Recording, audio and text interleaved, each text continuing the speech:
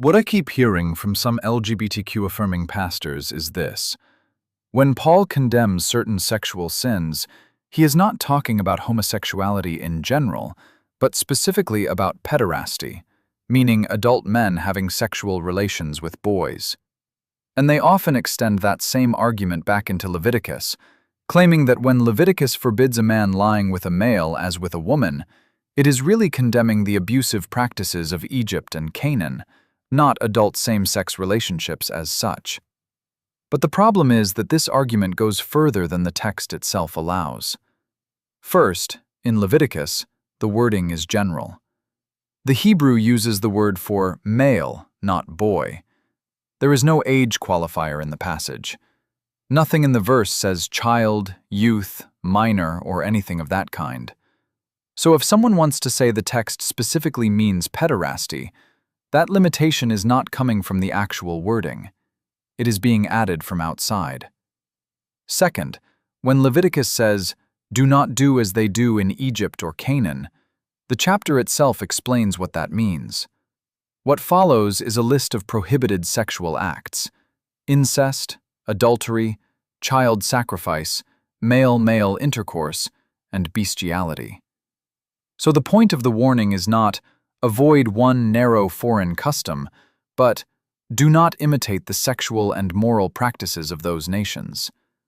The text gives a broad holiness code, not a targeted condemnation of one specific abusive institution. Third, the historical claim is also overstated. Yes, ancient cultures did contain exploitative sexual practices. That is true. But there is not strong evidence that Egypt and Canaan were especially defined by pederasty in the way classical Greece later was. Greek pederasty is well documented. Egypt and Canaan are not documented in that same way. So the claim that Leviticus must be targeting pederasty specifically is not solid historical scholarship. It is a modern interpretive proposal. Then we come to Paul. Paul uses the rare Greek term arsenokoitai, and that matters. If Paul had wanted to speak specifically and only about pederasty, Greek had more direct and culturally familiar terms available for that.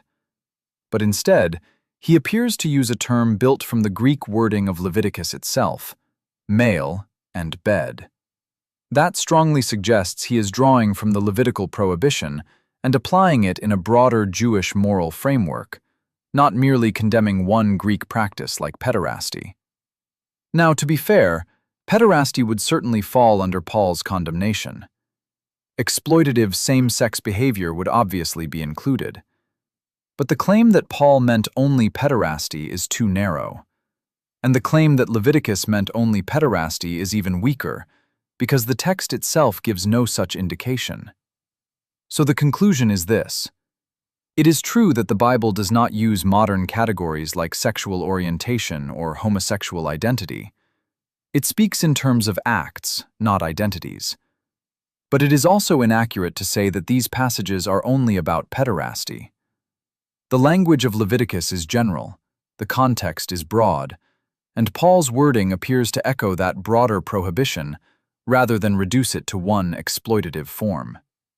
So in the end, the pederasty-only interpretation may sound appealing to some modern ears, but textually and historically, it is not the strongest reading.